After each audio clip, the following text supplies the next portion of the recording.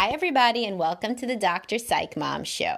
I am just going to start immediately with telling you to subscribe because I'm almost up to 100, so that's cool. The more hundreds I get, the better it is for me. And then the more motivated I am to keep recording you this awesome, unparalleled content, which I know you love and is part of your commute or possibly just some shit that you listen to at random times. But definitely subscribe. And also separately, I do have a Facebook group that you can join. And today's question was from my private Facebook group so that people talk about all the things that they don't want other people to comment on that they know.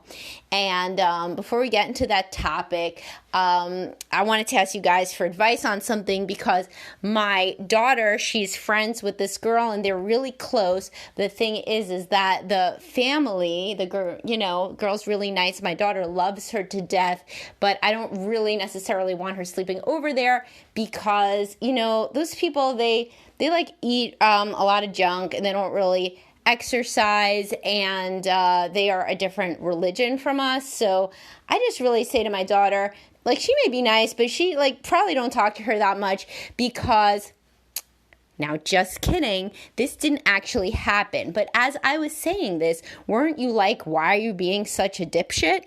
Because if your daughter loves this girl, why do you care if they eat a lot of junk and they don't exercise and they're a different religion? I mean, first of all, you don't want to be discriminatory. That's super bad. And don't you want to teach your daughter to be tolerant? And isn't her relationship with this person much more important than whether they're going to feed her Cheetos when she's over there? Yeah. So therefore, that introduces us to our topic of why are people who are otherwise so tolerant and respectful of different belief systems all of a sudden become extremely intolerant and discriminatory, really, when it comes to their co-parent. Because that was the question for today. How do you handle it when your co-parent has a very different value system from you and different values regarding things like health, fitness, what they eat, who they believe in God is or isn't, and do they watch TV or they don't, and whatever else. Who cares? I mean, I can see obviously why it's you yourself would not be compatible. So let's say you are somebody who runs marathons, believes in God, and, eats dinner at home every night, and then your co-parent, your ex, is somebody who spends a lot of money on restaurants, doesn't believe in God, and sits on the couch watching TV. Man, I totally get why y'all are not compatible. But what does it matter about your child? Your child, thankfully, is now being saved from the animosity that was raging, likely, between you and your completely incompatible ex. But now they get to go to a different culture in that different home. As long as the parent is loving, you have to think of it this way as a different culture. You want your child to be respectful of all different cultures, right? So you would never do that trick that I tried to play on you at first about the friend. You wouldn't actually do that, right? You wouldn't actually tell your kid, well, that family, they are pretty lazy, honestly. So, I myself am not. And so I don't really want you going over there because they watch too much TV and their religion is kind of stupid unlike our religion. So, I really don't like that either. You would never do that. So it's even more important that you wouldn't do it with a co-parent who is a loving presence in this child's life. Whatever decisions they make about their home environment are their decisions to make. So the way to deal with it is to not even deal with it. Literally to tell your child just to be respectful. So if your child says, for example, why do you have us exercise as a family and go play softball together, but then at mom's house, we just sit on the couch and do nothing? You say, because I like to work out with you guys. I like to work out. That's who I am. That's who she is. She just likes to, do what she likes to do. I like to do what I like to do. And that's it. And if they say, well, I don't want to do softball anymore because you should be more like mom, then you say, well, that doesn't make any sense, because this is my house. These are my rules. And your mom's house, I expect you to be respectful to her. That's literally what you say. Your house, your rules. I mean, there's plenty of ways to work on discipline with your children if they somehow say, because I am allowed to sit on the couch there, I must sit on the couch here. I don't really see that happening unless there is a problem with your personal relationship or rules or structure in your home. Usually kids are pretty malleable and they understand, just like there's different rules at school and at camp, and there's different rules at grandma's and at your house, and there's different rules at each grandma's house, and there's different rules at each friend's house, which was my original example. So kids understand how to shift their behavior based on the environment, and this is a super important skill and one that will hold them in good stead throughout their life. They're going to need to do this socially. They're going to need to do this at work. They're going to need to do this when they are acclimating to being in a relationship, or when they have a roommate, or at sleepaway camp, or at their other parents' house. So this is a wonderful example. It's like going to sleepaway camp. You wouldn't say, if your kid is like, but the thing is about sleepaway camp is they're really into sports, and I really like video games. You'd probably be like, awesome, do what they want. Don't do video games for summer. Learn how to be different. Learn how to get outside your comfort zone. Or at least you would if you listen to all of my podcasts on anxiety and how to, not indulge your child's anxiety / fear of new things, and instead to model going outside your comfort zone. Hopefully they do the same, right? So that's what you got to think about it as. Now, this obviously, if your co-parent is doing something very bad or abusive, this does not, you can't say the culture of dad's home is that, he yells at you and hits you. Like, that's not a cultural difference, but the culture of dad's home, but that's not what was asked about, of course. What was asked about is, what about when you personally look down on your co-parents' beliefs? Well, you got to stop. You got to say, listen, live and let live. They do what they want to do. I do what I want to do. And in fact, if they are condescending to your beliefs, you want to say the same sort of thing. So if your kid ever says, Mom says Roy's playing this stupid softball at your house, and why don't you ever just let us do what we want to do? Then you say, well, I respect what your mother chooses to do at her house, and, her opinion is her opinion. I do what I want at my house. She does what she wants at her house. That's it. You don't go dig in the mud, in the muck of, throwing back and forth insult about your co-parent through your kids. That's like the least healthy thing. Even if they try to provoke you in that way to see what you really think, because they're only human and they are curious, then you don't say anything like that. Children can adapt from environment to environment, and the most important thing beyond what you eat, what God you believe in, what you do for hobbies, whatever, the most important thing that you're teaching your child is flexibility and respect of both parents. And you're also modeling how to behave in a situation that isn't your favorite. Because believe me, they know. They're not stupid. They know that you would rather they be playing softball at both houses if that's what you like to do at your house. But they're seeing, how does dad or mom act when they're not getting their way? That's what they're looking at you for. And if you throw some kind of tantrum and you insult the co-parent, then you are showing them a very bad role model for how an adult acts when they are not in their favorite situation. So if you keep these larger values in mind, then it's going to be easy to understand how little it matters what the co-parent really does at their house. It doesn't really matter super much. Now, if you are overall very respectful and accommodating about, at least, you don't have to be, you're not there, so you can't be physically accommodating, but let's say that your co-parent is the one that goes out to eat all the time, and you like to feed your kid healthy food at home, and the co-parent says, hey, can you we got caught up, and so could you just drop them here at Junk Food R Us, where we're going to be having dinner, instead of at my house? And you say, sure, no problem.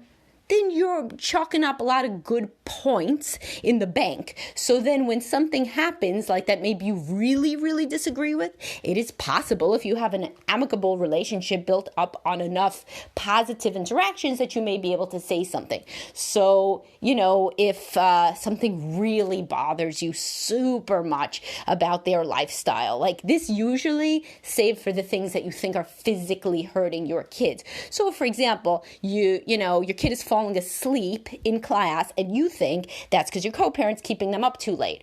Well, as long as you let enough other shit slide, then about your various preferences about what your co-parent does with their life, then you may be able to say, hey, I heard that such and such happened at my house. I put them to sleep at 9. Please try to do that.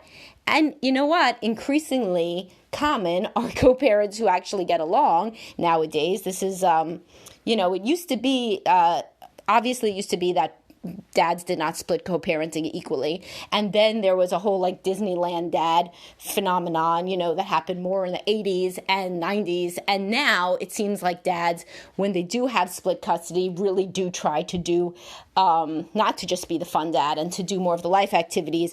And they are increasingly, in my experience working with couples and co-parenting, they can increasingly give and receive feedback in a different sort of way. It's funny that as I said it, I realized that most of the situations where this happens is usually, from what I see, is that the dad can be a little bit more relaxed with bedtime and those kind of things. But I'm sure that there's plenty of situations out there where the mom is the more lenient with bedtime and the kids are falling asleep after they're at her house too. I don't see as many of them.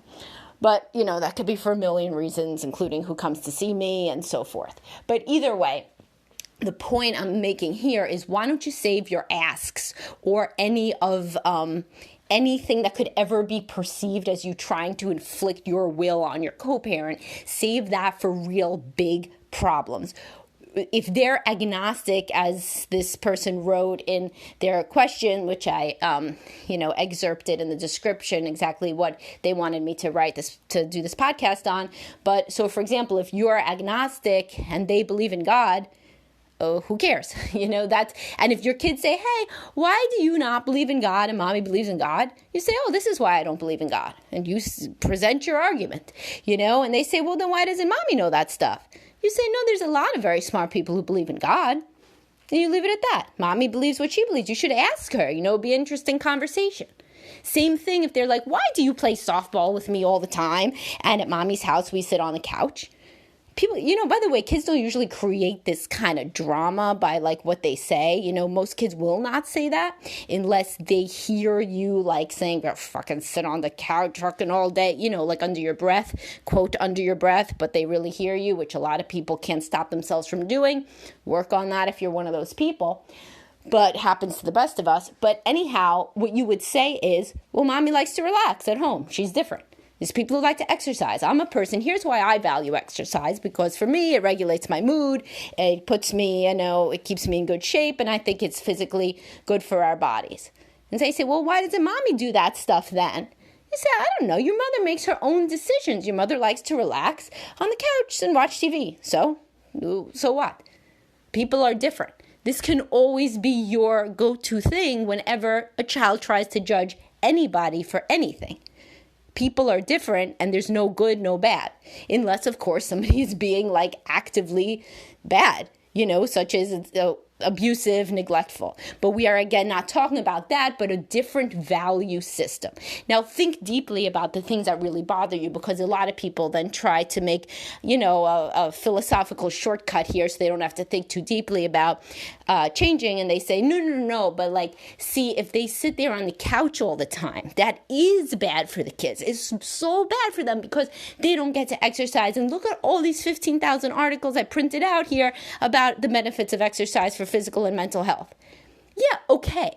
But nobody is going to think it's neglectful or abusive for your kids to watch some more TV. If Child Protective Services came to your house, came to your wife's house, your ex-wife's house, your ex-husband's house, they would not say, immediately get these children packed up into the police car. They must be taken away because the television is on for too many hours.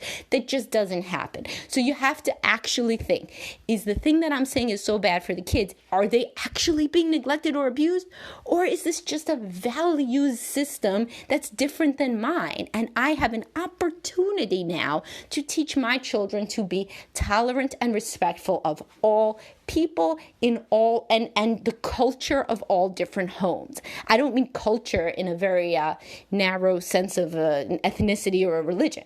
I mean the culture of one home can be we love to exercise, and the culture of another home could be we hate to exercise, or whatever the case may be.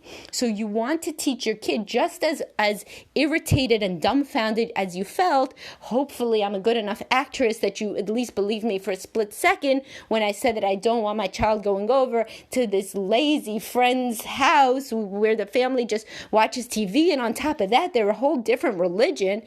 Think about how it is then when you judge that in your co-parent.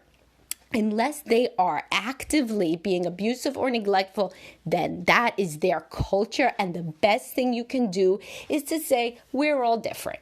We are all different. And remember, you got to save your asks, because at some point you're going to need your asks with your co-parent. You are going to need them to switch a schedule. You are going to need them to listen to you when you remind them about shit over and over. You are going to need them to drive over and get the black shoes that are needed for assembly tomorrow because you're out and the kid needs the shoes and the kid's at your house.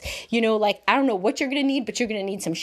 And so do not blow your load on this little insinuating comment thing, or worse, on saying rude things about the co-parent to your kids, who are then going to go back and tell the co-parent, and then you're first going to have problems, because then they're really going to hate you. So, and I'm not implying that the guy, who wrote this in is doing that, or that anybody who's listening is doing that, although, everybody struggles with doing that when you are divorced. But, try to keep it in check and don't be judgmental, and use it as a learning opportunity. The more differences between you and your co-parent, the better, in one key way that I haven't yet gotten to yet. And it's an interesting thing. The more different that you are and the co-parent are, the easier it is for the kids to understand the divorce. So it's like the kids frequently do actually, it's not just a sitcom thing, they frequently have fantasies that the parents will reconcile.